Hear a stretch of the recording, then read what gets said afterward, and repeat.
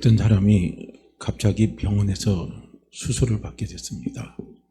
그래서 수술 동의서에서 서명을 해야 되는데 이 서명은 무엇이냐면요, 수술이 잘못될 수도 있다는 가능성을 인정하라는 것입니다.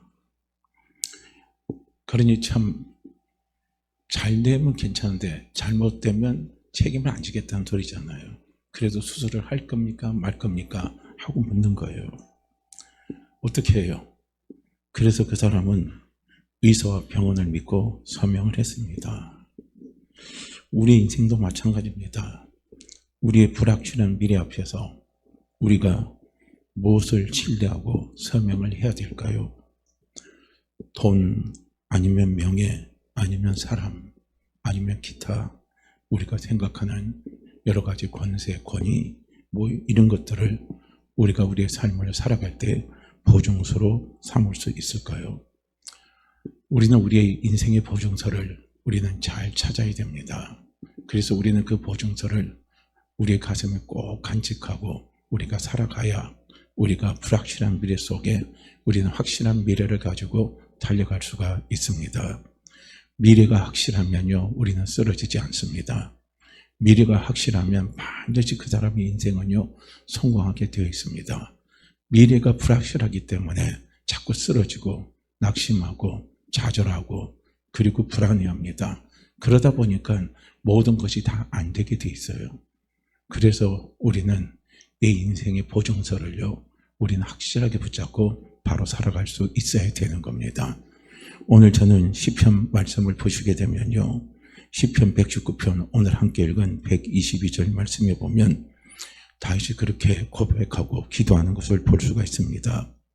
주의 종을 보증하사 복을 얻게 하시고 교만한 자들이 나를 박해하지 못하게 하소서 하고요, 다윗이 하나님 앞에 간구하는 간구를 볼 수가 있습니다.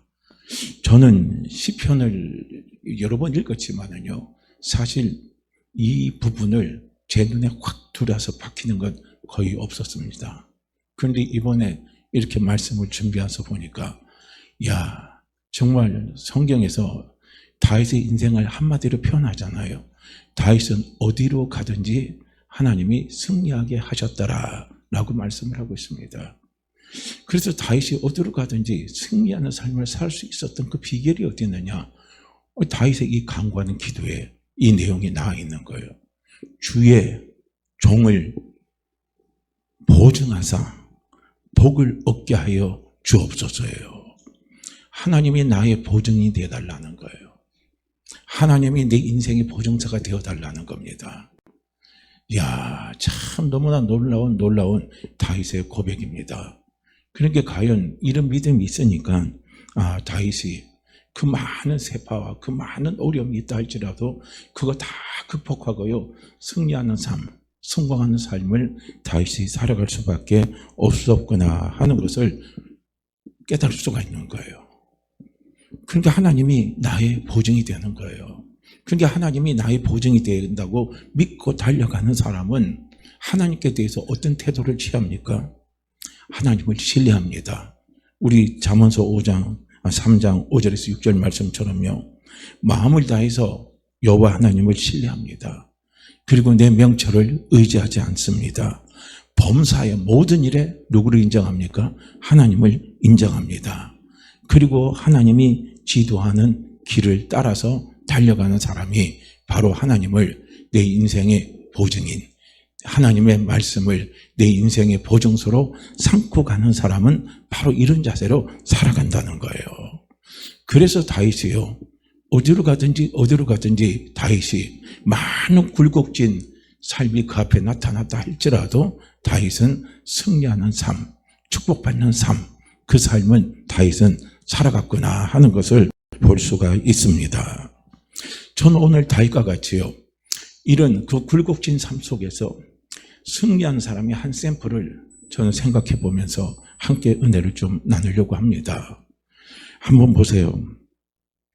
우리보다 먼저 앞서 신앙생활을 한 사람, 성경에 나오는 인물 말고 우리가 우리의 역사 속에서 그렇게 신앙생활을 잘해서 하나님 앞에 큰 축복을 받고 하나님 앞에 영광을 돌리며 살아간 사람의 발자취가 있다면 우리는 얼마든지요, 믿음의 사람으로서 그 사람의 발자취를 우리는 한 번쯤 돌이켜볼 수가 있고, 또 그것을 우리의 신앙의 도전으로 삼을 수 저는 있어야 된다고 보는 거예요. 저는 그런 면에서 비록 이 사람이 우리나라 사람은 아닙니다. 그렇지만요, 미국 사람이지만 저는 이 사람의 신앙 원칙을 통해서 우리가 하나님을 신뢰하는 것, 여호와를 신뢰하는 것, 그것이 인생의 최고의 보증서라는 사실을 우리는요 함께 살피면서 저는요 복을 받기를 원합니다. 그 사람이 누구냐면요, 바로 록펠러라는 사람입니다. 록펠러는 어머니가 가르쳐준 10가지 신앙 원칙을 붙들고 살았습니다. 그래서 그 결과 부와 성공을 넘어서 하나님께 크게 영광을 돌리는 삶을 살아는 사람이 바로 록펠러입니다. 그래서 오늘 저는요 이 록펠러입니다. 그 록펠러 어머니가 록펠러에게 유산으로 물려준 10가지 신앙의 원칙을 오늘 우리 함께 생각하면서요, 이 10가지 원칙을 다시 한번 우리가 되돌아보면서 우리의 부족한 부분들을 채워가면서 우리도 정말 록펠러와 같은 그런 귀한 축복을 우리도 받고, 아니면 우리의 자녀들에게요 그 복을 우리가요 정말 믿음으로 우리가 나눠줄 수 있는 그런 신앙가 되기를 저는 간절히 소원하는 마음으로요 오늘 함께 말씀을 좀 나누려고 합니다. 록펠러 어머니가 록펠러에게 가르쳐준 10가지 신앙의 원칙이 있습니다. 첫 번째가 뭐냐면 하나님을 친아버지 이상으로 섬겨라, 이렇게 했습니다. 친아버지 이상이라는 거예요. 친아버지 이상. 우리가 이제 안 믿는 사람 같으면 이걸 우리가 조금 오해의 소지가 있을 수 있겠지만은요, 우리의 영적인 아버지는 하나님이십니다. 우리의 육적인 아버지는 이 땅에 우리를 낳게 하신 우리의 부모님이 우리의 육적인 아버지입니다. 그러면서 이 록펠러의 어머니는 뭐냐면 영적인 아버지를 더 귀하게 섬기라는 거예요. 영적인 아버지. 그래서 하나님을 친아버지 이상으로 섬기라는 것은 무엇이냐면 영적인 아버지를 더 귀하게 여기고 더 귀하게 섬기라는 거예요. 어느 마을에 두 소년이 있었습니다. 한 소년은 자기 아버지를 절대적으로 신뢰했고요, 다른 한 소년은 아버지보다 자신의 힘을 믿었습니다. 그런데 두 아이가 공교롭게 강을 건너야 할 상황이 생겼습니다. 그래서 아버지를 신뢰하는 아이는 아버지의 손을 꼭 붙잡고 안전한 강을 건널 수가 있었습니다. 그렇지만 자신의 힘을 믿는 아이는 혼자 걸어다가 그 강물에 펑 빠지고 말았다는 거예요. 록펠러의 어머니입니다. 이 록펠러 어머니는 하나님을 가장 먼저 섬기라고 가르친 겁니다. 우리가 인생을 살아가면서요, 하나님을 가장 신뢰하는 것이요 가장 안전한 길입니다. 가장 성공하는 길입니다. 가장 잘 되는 길이요 하나님을 신뢰하는 길입니다. 오늘 우리도요 국가적인 지금 혼란이 있다 할지라도 이 혼란을 극복하고 가장 잘 되는 길이 뭔 줄 아십니까? 하나님을 신뢰하는 우리가 하나님께 맡겨드리는 거예요. 하나님의 손에 철저하게 맡겨드리는 겁니다. 그리고 우리는 기도하는 거예요. 시편 37편 5절 말씀에 보면 이렇게 말씀합니다. 내 길을 여호와께 맡기라. 그를 의지하면 그가 이루시고. 너무 중요한 말씀이잖아요. 맡기면 이루신다는 거예요. 맡기면 이루신다는 거예요. 누구에게 맡깁니까? 하나님 아버지께 맡기라는 거예요. 하나님 아버지께 맡기면 하나님 아버지는요 이루어 주시는 거예요. 이겁니다. 우리도 하나님을 우리 인생의 가장 확실한 보증서로요 우리가 삼으면서 하나님 앞에 맡기면서 달려갈 때 우리의 길이 열리기 시작하는 거예요. 이걸 한번 체험해 보세요. 체험이 너무 중요한 겁니다. 두 번째로 록펠러 어머니가 두 번째로 록펠러에게 준 10가지 신앙 원칙 가운데 두 번째가 뭐냐면 목사님을 하나님 다음으로 섬기라 그랬습니다. 이거 잘못하면 이거 목사님을 막 이렇게 떠받들라 하는 그런 오해가 있을 수도 있습니다.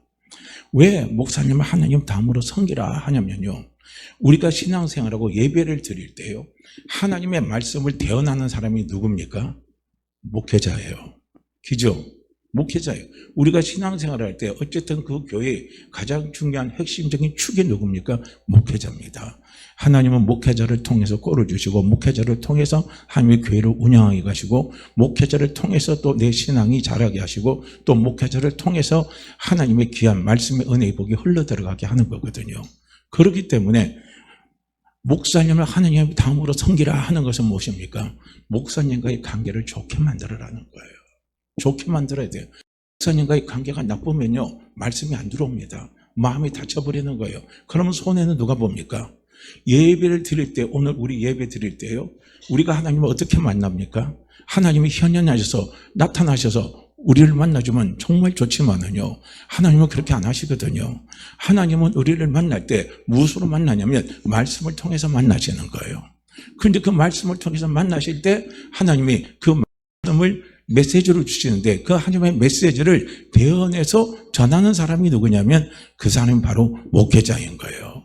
그래서 우리가 말씀의 은혜를 받으려면, 또 교회가 부흥되려면, 또 내 가정이 잘 되려면, 내 사업의 문이 활짝 열리려면요, 어쨌든 간에 우리는 목회자의 관계가 잘 돼야 되는 거예요.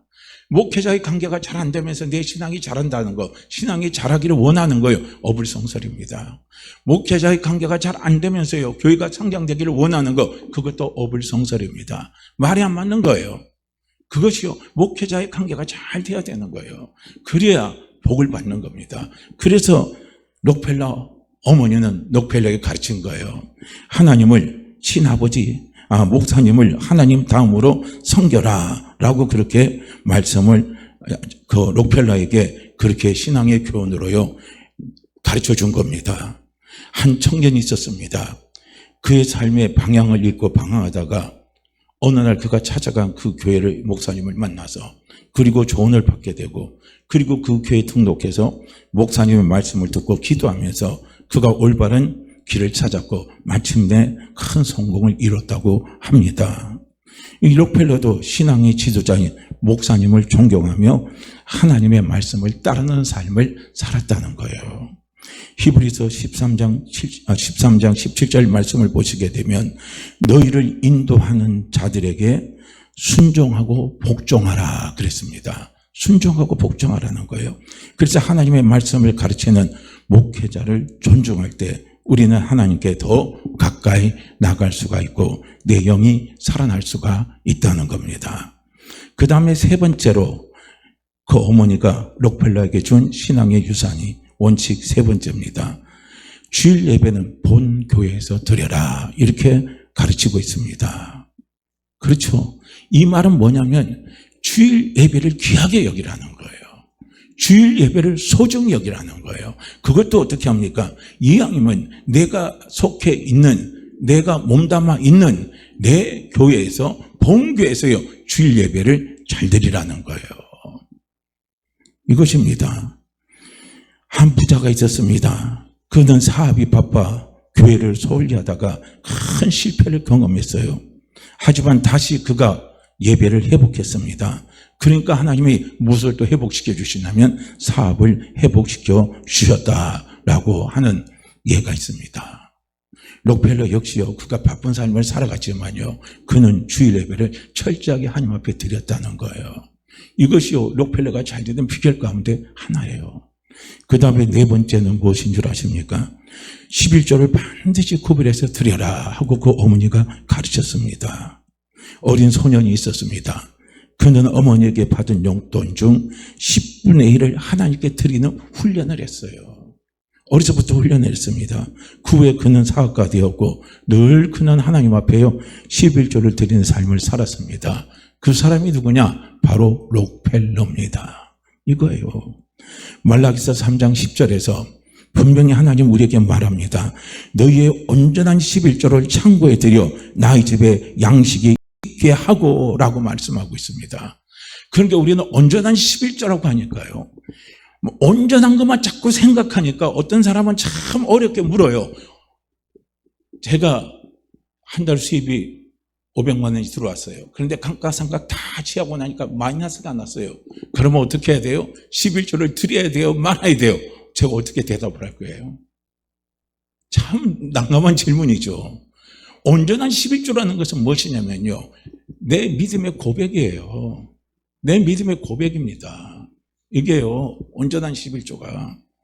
그렇잖아요. 어떤 사람은 11조를 드려도요, 제가 청년 때 이제 성경 공부를 할 때 의사 부부가 있었습니다. 그런데 그 두 사람이 자기들은 하나님 앞에 11조를 얼마나 드리냐면요, 우리의 상상을 초월해요. 그 사람은 10의 8을 드리더라고요.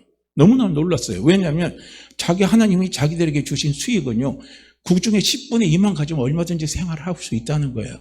나머지는 전부 다 어떻게 합니까? 하나님께 드린다는 거예요. 이런 마음이 바로 온전한 11조라는 거예요.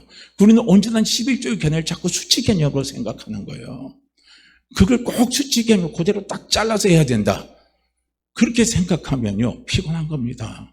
어쨌든 하나님이 우리에게 주신 축복을 우리가 받았다면 그 축복에요, 11조를 하나님 앞에 우리는 드릴 줄 알아야 된다는 거예요. 이걸요, 록펠러는 어려서부터 어머니에게 훈련을 받았어요. 어머니에게 들었습니다.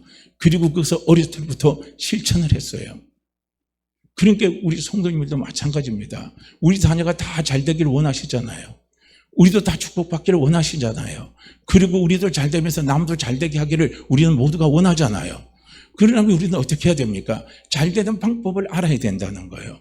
축복을 부어주시는 방법을 알아야 된다는 거예요. 축복을 받는 방법을 알아야 돼요. 그건 무엇입니까? 하나님 앞에 드리는 예물을요, 아까이 여기지 말으라는 거예요. 온전한 마음으로 드리라는 거예요. 감사함도 온전한 마음으로, 11조도 온전한 마음으로, 모든 것 다 하나님 앞에 온전한 마음으로. 이게 자원하는 심령인 겁니다. 이 자원하는 심령으로 하나님 앞에 드리라는 거예요. 이것을 하나님은 기쁘시게 받는다는 거예요. 드릴 때 계산을 튕겨가지고 이걸 하고 빼고 더하기 빼고 이렇게 하지 마시라는 거예요. 덜 할 수 있고 덜 할 수도 있어요. 그러나 중요한 것은 무엇입니까? 온전한 마음이에요. 열린 마음입니다. 감사하는 마음이에요. 기뻐하는 마음입니다. 하나님을 신뢰하는 마음이에요. 그 마음으로 하나님께 드리는 것이요, 그게 바로 온전한 겁니다. 우리는 온전한 예물을요, 하나님 앞에 드릴 줄 알아야 된다는 거예요. 말라기서 3장 10절에 그렇게 말씀하고 있습니다. 너희의 온전한 11조를 창고에 들여 나의 집에 양식이 있게 하고 라고 말씀하고 있습니다. 우리가 말라기 말씀을 잘못 읽다 보면요, 하나님 앞 현금 안 하면 막 엄청나게 하나님 막 재앙이 준다고 그러잖아요. 우리는 그걸요, 그 문자를 그대로 읽으면요, 엄청나게 무섭습니다. 그런데 그 이면에 숨어있는 뜻을 보세요. 숨어있는 하나님의 마음을 읽어보세요. 얼마나 하나님이 우리가 하나님께 드리는 그 예물을요, 하나님이 기뻐 받아주시고 그 예물을 드리게 되면 하나님 우리에게 얼마나 복을 주시기를 원하시는 그 하나님의 마음을요, 우리는 거기에서 읽어야 된다는 거예요. 그게 바로 역설적인 표현으로 표현을 한 거예요. 이게요, 우리는 그걸 알아야 된다는 겁니다. 그런데 그걸 우리는 액면 그대로요 받아들여서 하면요, 아이고 나 이거 지금 제대로 안 했는데 그러면 우리 집에 뭐가 오고 안 좋은 일이 자꾸 생기고, 우리는 자꾸 그렇게 생각하면 곤란하단 말이에요. 아니, 어느 부모가, 어느 아버지가 자기 자녀 집 안 되기를 원합니까? 안 되기를 원하는 부모 없어요. 다 잘 되기를 원하지. 우리 하나님 아버지의 마음도 마찬가지라는 거예요. 다 잘 되기를 원하는 거예요. 그럼 더 잘 되는 방법이 뭐냐 이거예요. 그건 뭐예요? 온전한 11조로 온전한 예물을 하나님께 드리라는 거예요. 그런데 그 당시에 이스라엘 백성들의 그 신앙의 상태가 뭐냐면요, 나는 하나님 앞에 은혜 받은 사람이 나는 하나님을 사랑합니다 하면서도요, 그들이 하나님 앞에 드린 건 하나님의 마음을 상하게 해버린 거예요. 뭐냐면 저는 거, 쓸모없는 거, 이런 것들 막 그냥 먹다 남은 거, 이런 걸 전부 다 하나님 앞에 예물이라고 다 갖다 줘버린 거예요. 그러니까 하나님이 뭐라 그럽니까? 너희가 세상 사람에도 그런 것 갖다 주면 좋아하냐? 좋아하지 않는다는 거예요. 나 그런 거 보면 입에서 토할 것 같다 하나님이요, 극단적으로 말씀하신 거예요. 그 이면에는 무엇입니까?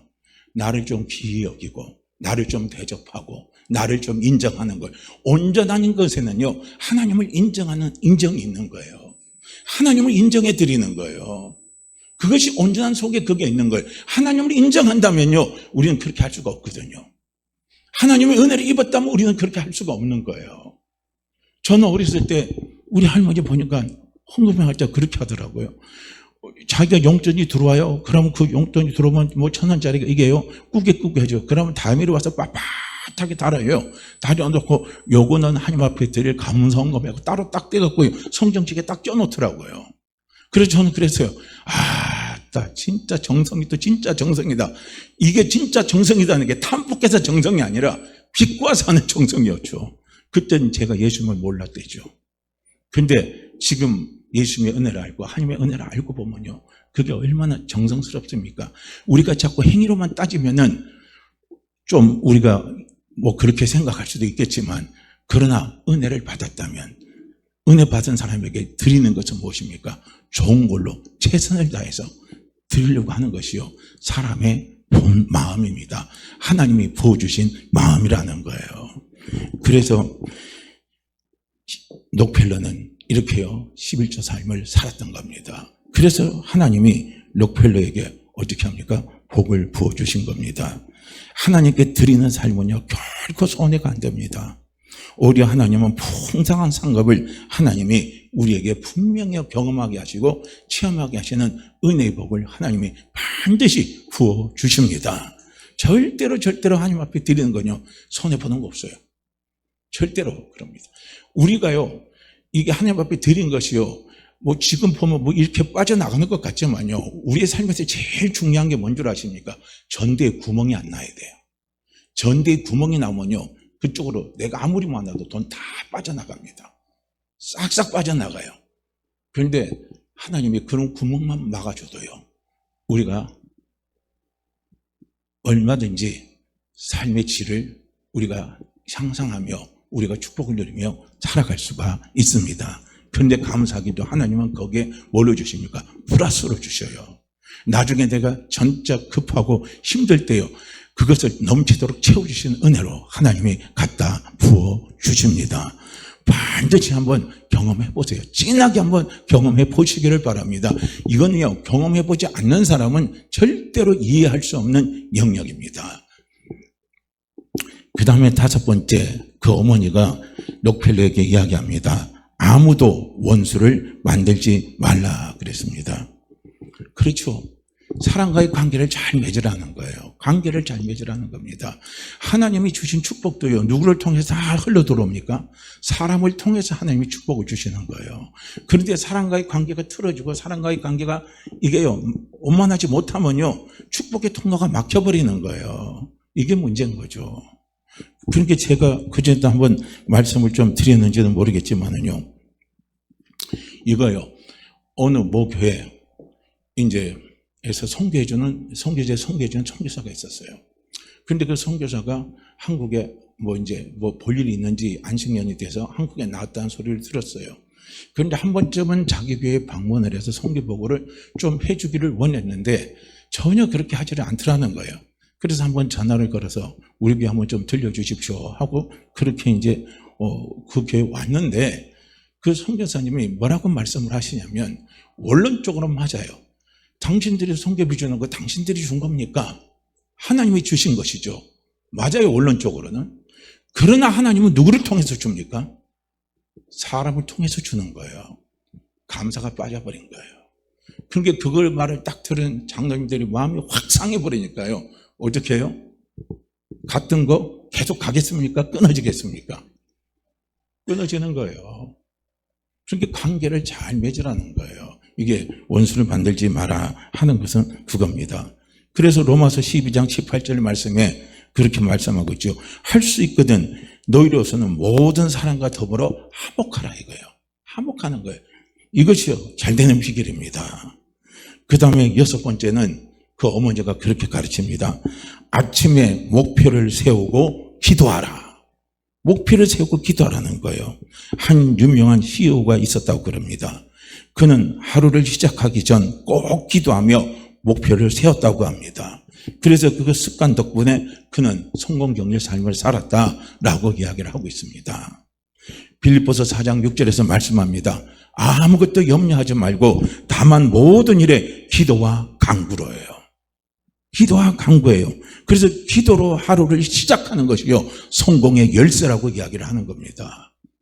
그만큼 중요한 거예요. 그 다음에 7번째는 무엇이냐면 잠자리에 들기 전에 하루를 반성하고 기도하라. 이렇게요 어머니가 가르쳤습니다. 그렇죠. 하루 잠들기 전에 하루를 반성하고 기도하는 건 상당히 중요한 겁니다. 기도하는 건 하나님 앞에 도움을 요청하는 거예요. 내 힘으로 하는 게 아니에요. 도움을 요청하는 거예요. 이게 회개입니다. 그러니까 우리는 잠들기 전에 내 하루의 삶 한 번씩 싹 돌아보고 그 다음에 우리는 회개가 필요한 거예요. 회개는 무엇입니까? 내 자신의 부끄러움을 내놓고 아니면 내 자신의 오늘 하루를 살았는데 내가 오늘 하루를 가만히 생각해 보니까 하나님하고 동떨어졌어요. 내가 내 자신이 모든 것을 이끌어 갔어요. 그러다 보니까 하루 삶이 좀 그르칠 때가 있고요. 내가 하루를 살아오다 보니까 전혀 나와 함께 하신 성령님을 나는 인지도 못하고 그분의 이름도 나는 부르지도 못하고 그분을 그냥 전혀 등한시하고 살았어요. 그런데 잠자기 전에 하루를 돌이켜 볼 때요. 그런 부분을 깨닫게 하면 잠자기 전에 그런 거예요. 성령님 죄송합니다. 제가 오늘 하루도 살아가면서 누구보다도 저를 열심히 도와주시고 저를 잘 되기를 원하시고 제 힘이 되어주시는 성령님을 제가 새까맣게 잊고 살았습니다. 성령님 죄송합니다. 항상 성령님을 의지하고 성령님의 이름을 부르면서 살아가는 삶을 살 수 있도록 도와주시옵소서 하고요. 우리는 그렇게 기도하는 거예요. 말씀에 빠졌다면요, 말씀을 자꾸 묵상하고 자꾸 말씀을 자꾸 붙잡고 살아가는 삶을 살아갈 수 있도록 성령님 도와주십시오. 기도는요, 반성하고 난 다음에 기도는 도움을 요청하는 거거든요. 반성은 항상 부족한 게, 우리가 반성하면요, 내 부족한 게 나타나는 거지 내 잘난 게 나타나는 건 아니거든요. 그러니까 우리는 우리의 부족한 거, 우리의 허물을 우리 스스로 고쳐나갈 수가 없습니다. 우리는 그걸 고쳐나갈 수 있게 해주시는 그분이 누굽니까? 그분이 성령님이십니다. 말씀은 보게 하시고, 보게 한 걸 고쳐주시는 건 누구냐면 성령님이시라는 거예요. 그래서 우리가 잠자리 들기 전 하루를 반성하고 기도하는 것이 참 중요하다는 거예요. 요한일서 1장 9절에서 말씀하고 있습니다. 만일 우리가 우리 죄를 자백하면 그는 믿으시고 의로우사 우리 죄를 사하시며 그랬습니다. 하루를 반성하고 기도하는 습관 너무나도 중요합니다. 아주 중요한 습관입니다. 그리고 8번째, 어머니가 녹펠레에게 준 8번째가 있어요. 아침에는 꼭 하나님의 말씀을 읽어라. 그렇게 권면을 해 주었습니다. 어느 청년이 있었습니다. 그는 매일 성경을 읽었습니다. 그러면서 성경 읽을 때 하나님께서 자기에게 지혜를 주시더라는 거예요. 그래서 자기는 자기 인생을 아주 성공적으로 살았다라고 그렇게 고백하는 것을 봤습니다. 자, 그 다음에 9번째입니다. 남을 도울 수 있으면 힘껏 도우라라고요. 어머니가 록펠레에게 가르칩니다. 어느 한 마을에 사람이 있었어요. 그는 어려운 이웃을 도왔고 나중에 자신이 어려움을 겪을 때요 도움을 받았다고 이야기를 하는 거예요. 이 외에도 우리는 이 톨스토이 있잖아요. 작품 가운데 구두쟁이 할아버지 이야기가 있어요. 어느 날 꿈속에 구두쟁이 할아버지에게 예수님이 내일 그 집에 내가 널 찾아간다 하고 그렇게 말씀을 하시더라는 거예요. 그래서 내일 예수님이 찾아온다 그러니까 그게 예수님을 맞을 준비를 해서 정성껏 맛있는 음식을 다 준비하고 기다렸어요. 그런데 오시는 예수님 오지 않고 첫 번째는 거지가 왔다 가요. 그 다음에 두 번째 거리의 총수부가 왔다 가요. 세 번째 사가장수 아줌마가 왔다 가는 거예요.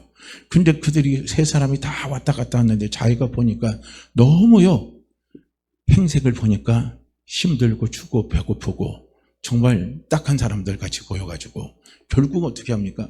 예수님께 대접하려고 드렸던 그 음식을 그 세 사람에게 다 나눠줘 버린 거예요. 그리고 그날 기다리니까 예수님은 안 왔어요. 근데 꿈속에 그날 저녁 꿈속에 예수님이 말씀하시더라는 거예요. 내가 너희 집을 3번 찾아갔다라고 말씀을 하시더라는 겁니다. 남을 도울 수 있으면 우리 힘껏 도와주시기를 바랍니다. 하나님이 나에게 많은 것을 주셨다면요, 많은 것을 주신 것은 부족한 사람에게 또 나눠주고 그들을 또 힘껏 도우라고요. 하나님께서 주신 것으로 우리는 분명히 믿고 우리는 삶을 살아야 됩니다. 그래서 구제는 남을 돕는 건요, 정말 우리가 하나님 앞에 축복받는 거예요. 구제하는 건 하나님이 우리에게 빚을 지는 거라 그랬습니다. 그러니까 하나님은 우리에게 빚을 졌으면 그 빚을요 갚을 때 얼마나 크게 갚아주시겠습니까? 크게 갚아주시는 거예요. 누가복음 6장 38절 말씀에 보면 주라 그리하면 너희에게 줄 것이니 후히 되어 차고 넘치도록요 해주신다고 분명히 약속을 하고 있습니다. 그 다음에 마지막 10번입니다. 10번째 이야기를 하는데 예배 시간에는 항상 앞에 있으라 라고 그렇게 어머니가 권면을 했다고 합니다. 월마트 창시자가 있어요. 그 사람은 샘 월턴인데요. 이 사람의 성공 비결이 뭐냐면 웃으며 인사 잘하는 거예요. 이 사람의 성공 비결이에요. 그래서 그가 월마트를 시작할 때 직원들에게 어떻게 했냐면 요 윗주머니에요. 1달러씩 여기다 꼽아준 거예요. 꼽아주고 그리고 이제 직원들을 서로가 만나서 인사를 안 하고 웃으면서 인사를 안 하면 그 돈을 싹 빼가요. 그 본 사람은 빼가고 자기가 그 1달러를 여기에 자기 돈으로 채워야 되는 거예요. 그러니까 어떻게 해요? 그 돈 1달러 안 뺏기려고 사람들이 어떻게 합니까? 억지로 웃고 억지로 인사를 하는 거예요. 그러니까 그게 나중에 보니까 습관이 되는 거예요. 그러니까 억지로 웃고 억지로 인사를 하는 게 습관이 되다 보니까 나중에는 그게 자연스럽게 웃고 인사하는 게 돼버리더라는 거예요. 그러니까 회사의 분위기가 상당히 밝아지고 명랑해지더라는 거예요. 좋은 분위기가 되더라는 거예요. 그러니까 회사 매출이 쑥쑥 올라가면서요. 자기도 어떻게 합니까? 부자가 됐다는 거예요. 인사 잘하고 웃는 거. 그러니까 우리 옛날에 어른들이 그러잖아요. 인사만 잘하면 반은 먹고 들어간다고 그러잖아요. 그런데 그 인사할 때 어떻게 합니까? 밝게 인사를 하라는 거죠. 그러니까 우리가 예배라는 것은 무엇입니까? 우리가요, 예배는 우리가 하나님을 만나러 나오는 거예요. 하나님을 만나러 나오는 것이 바로 예배예요. 그래서 항상 예배할 때 기쁘게 하나님을 예배를 기뻐하라, 기뻐하라, 기뻐하라 그렇게 말씀을 하고 있습니다. 우리는 예배는 하나님을 만나러 나오고 하나님을 만나러 나올 때요. 이건 또 다른 것이 또 무엇입니까? 우리가 하나님 앞에 인사하러 나오는 거예요. 예배는 우리가 전체 모여서 하나님 앞에 예배를 드리면서도 예배 드리는 과정 가운데 우리는 하나님 앞에 인사하는 거거든요. 그런데 하나님 앞에 나와서 인사할 때요. 우리가 찡그런 마음으로 그냥 뭐 그런 모습으로 나와서 하나님 앞에 인사하면요. 그거 하나님 기뻐 받으시겠습니까? 그런데 우리는 하나님 앞에 예배 드릴 때요. 기쁜 마음으로, 감사하는 마음으로, 찬양하는 마음으로 하나님 앞에 예배를 드리라는 거예요. 그리고 그 예배에서 더 사모하는 마음으로요. 드리는 사람은요. 앞자리에 앉아요. 그러니까 어떤 분이 환상을 봤대요. 환상을 봤는데 그 전에 그러더라고. 그런 이야기예요. 앞자리가 금싸라기 자리라고 그 전에 부흥강서 목사님들이 그런 말씀을 많이 하셨어요. 앞자리가 금싸라기다. 저 뒷자리는 안 좋다 이거예요. 그런데 실제로 그 말을 듣고 어느 분이 기도하다 보니까 진짜 앞자리가 금싸라기더라는 거예요. 앞에서 자기가 이제 예배를 드리고 부흥회도 갈 때도 맨 앞에 앉아서 하다 보니까 하늘에서 금가루가 쏟아지더라는 거예요. 이거는 알아서들 소화하시기 바랍니다. 괜히 뭐 이상하게는 생각하지 마시고. 왜냐? 예배를 사모하는 사람, 하나님을 정말 만나기를 원하는 사람, 하나님 만나는 것을 기뻐하는 사람은요, 어떻게 합니까? 가까이 와요.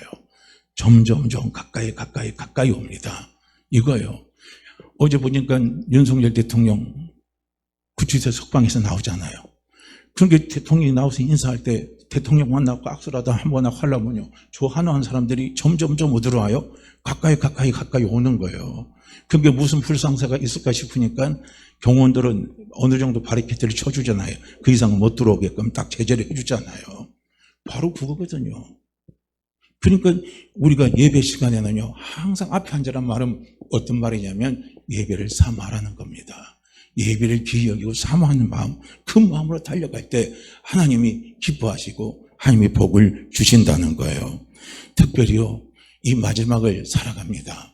이 마지막은 우리가 살고 있는 이 마지막은요. 포스트 모더니즘 시대라고 그럽니다. 이걸 또 다른 말로 표현하면요. 신 마르크스 시대래요. 저도 잘 모르겠어요. 포스트 모더니즘이 뭔지 잘 설명을 못하겠어요. 한번 나무위키라는 곳에 찾아가서 한번 그게 뭔지를 한번 찾아가서 들어가서 봤어요. 보니까 거기에서 사상으로 표현을 할 때는 이게 신 마르크스주의라는 거예요. 권위를 다 무너뜨려버리는 게, 질서를 다 무너뜨려버리는 게 이게 포스트 모더니즘 시대에 나타나는 거라는 거예요. 그렇기 때문에 모든 하나님의 창조 질서를 다 무너뜨려버리는 거예요. 그러니까 뭐가 나옵니까? 성도, 남녀 밖에 없는데 다른 성이 있다, 모두 있다, 다 이렇게 만들어버리는 거예요. 우리 시대가 그런 시대입니다. 모든 질서가 다 혼돈으로 가게 만드는 시대가 오늘을 살고 있는 우리의 시대예요. 바로 이런 시대에요. 무엇이 더 필요한 줄 아십니까? 예배 집중이 필요한 거예요. 혼돈의 시대일수록 더 그런 거예요. 우리가 혼돈의 시대를 살아가면 살아갈수록요, 하나님을 알아가는 게 너무나 힘이 드는 거예요. 너무나 어렵습니다. 그렇게 만들어버리는 거예요. 이 시대가 지금 그런 시대를 살고 있다는 걸 우리는 꼭 기억을 해야 됩니다. 그래서 우리가 마지막에 가까울수록요, 히브리서 10장 25절에서 뭐라고 말씀하냐요? 모의를 피하는 어떤 사람들의 습관과 같이 하지 말라는 거예요. 예배를 귀히 여기고 예배를 사모하면서 달려나온 그 사람 하나님이 축복하신다는 겁니다. 이렇게 록펠러는 자기 어머니가 가르쳐준 신앙의 유산 10가지를 그의 평생에서 어떻게 합니까? 잘 지키면서 순종하면서 달려갔어요. 그러면서 록펠러는 하나님을 신뢰하는 것이 자기 인생의 최고의 보증서라고 믿고 그가 살아왔습니다. 그 결과요, 제가 록펠러의 일대기를 조금 정리된 거 가지고 말씀드리고 이제 끝내도록 하겠습니다. 록펠러는 어머님의 가르침을 따라서요, 하나님을 신뢰했고 물질과 성공을 초월한 삶을 록펠러가 살았습니다. 1881년 미국에서 생산되는 석유의 95%를요, 록펠러가 다 독점을 했다는 거예요. 그러니까 뭐 얼마나 많은 돈을 벌었겠습니까? 금금 전략이에요, 이 사람이요. 그리고 근면과 성실한 삶을 살았다고 합니다. 그리고 평생 일기를 쓰듯이 개인 회개 장부를 꼭 기록을 하고 썼다고 그래요. 그리고 독실한 기독교 신자로 수입의 10분의 1, 이 원칙을 꼭 지켰다고 합니다. 그리고 술, 여자, 담배를 멀리하고요, 금욕적인 삶을 살았고 가족을 최우선시하면서 사는 사람이 바로 록펠러입니다. 그러다가 이제 이 록펠러가 53세 때 그가 불치병에 걸려서 우울한 나날을 지내게 됐대요. 나는 1년 뒤에 죽는다 하는 이 생각이 꽉, 의사가 그런 말을 했는가 봐요. 그러니까 이 생각이 자꾸 자기 머릿속에 곱씹게 되니까 우울증이 찾아와서 우울한 나날을 그렇게 살다가 어느 날 그는 큰 상심을 하게 됐다는 거예요. 그러면서 돈이 뭔가? 이대로 죽어야 하는가? 사람들은 나를 뭐라고 평가를 할 건가 하는 그런 생각이 들더라는 거예요. 그러면서 순간 인생이 바뀌어지는 계기가 온 거예요. 그게 뭐냐면 그 순간 큰 마음을 먹고요, 죽을 바에는 베풀고 죽자, 그렇게 마음을 먹고 그가 가진 재산을 학교, 자선단체, 종교단체, 사회단체 거기다 다 기부생활을 했다는 겁니다. 그러면서 그의 생각과 삶의 방향이 완전히 바뀌어졌다는 거예요. 그러니까 어떻게 해요? 자기 병도 나아버린 거예요. 몸이 더 건강한 거예요. 1년밖에 못 산다고 하는데 44년 더 살 것 같다는 거예요. 그리고 재산이요, 2억 달러였던 게 1897년에 재산이 2억 달러였던 게요, 1913년에 재산이 10억 달러 이상으로 불어나는 축복을 하나님이 그에게 부어주시다라는 겁니다. 그러면서 록펠러는 자기 록펠러 재단을 만들어가지고, 그래서 기하근절, 인구문제, 대학발전, 뭐 미국 내 기획균등, 문화발전하는데 전부 다 기여하는데요, 다 사용을 했다는 거예요. 그러면서 록펠러가요, 지금 이제 록펠러가 자기가 이제 그 록펠러 재단을 통해서요, 그 주는 사람이, 도움을 받는 사람들이요, 한 20억 달러 이상을 그렇게 다 쓴대요. 그래서 그런 사람들이 다 세계적으로 그 도움을 다 받으면서 그 살아간다고 그렇게 이야기를 하고 있는 것을 볼 수가 있습니다. 그러니까 20억 달러 상당의 자금을 전 세계에요, 수천 명의 수혜자에게 제공을 다 해줬다는 거예요. 그러니까 엄청난 삶을 살아간 거예요. 너무나 놀랍죠. 그래서 록펠러 재단을 미국에서 맨하탄에, 미국 정부가 유치해서 맨하탄에 록펠러 재단이 들어왔어요. 그래서 록펠러 재단이 들어왔는데 그 맨하탄이 지금 뭐냐? 세계 문화, 경제, 군사의 중심지가 되어버린 거예요. 실제로 미국을 이끌어가는 중심축이 되어버린 겁니다.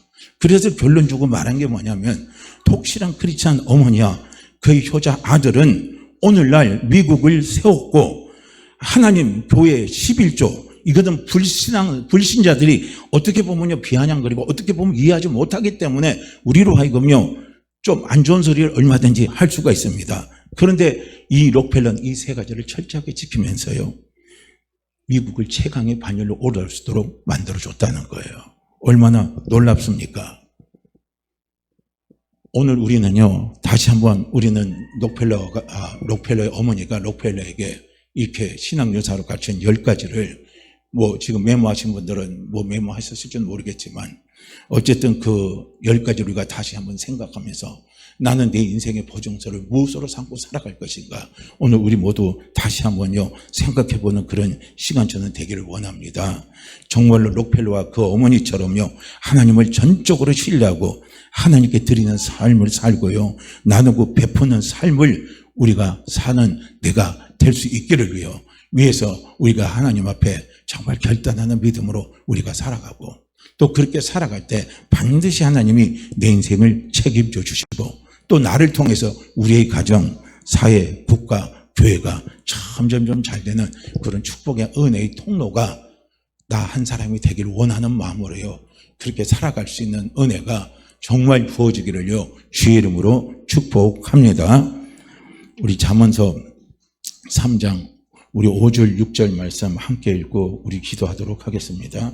잠언서 3장 5절 6절입니다. 자, 함께 읽죠.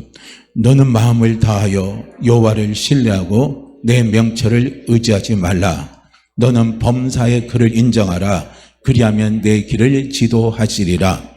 너는 마음을 다하여 여호와를 신뢰하고 내 명철을 의지하지 말라. 너는 범사의 그를 인정하라. 그리하면 내 길을 지도하시리라. 너는 마음을 다하여 여호와를 신뢰하고 내 명철을 의지하지 말라. 너는 범사의 그를 인정하라. 그리하면 내 길을 지도하시리라. 아멘. 주여 록펠러와 록펠러의 어머니처럼 정말 내 인생의 보증이 내 인생의 보증서가 하나님이십니다. 하나님이 내 인생의 보증시오니 정말 나는 마음을 다해서 하나님을 신뢰하고 내 명철을 의지하지 말고 범사의 하나님을 인정하고 하나님의 인감을 받으면서 살아가는 삶을 살 수 있도록 주여 도와 주시옵소서. 주여 도와 주시옵소서. 우리 함께 같이 기도합니다. 주여 할렐루야. 하나님 아버지, 할렐루야. 하나님 아버지, 이 주님 아버지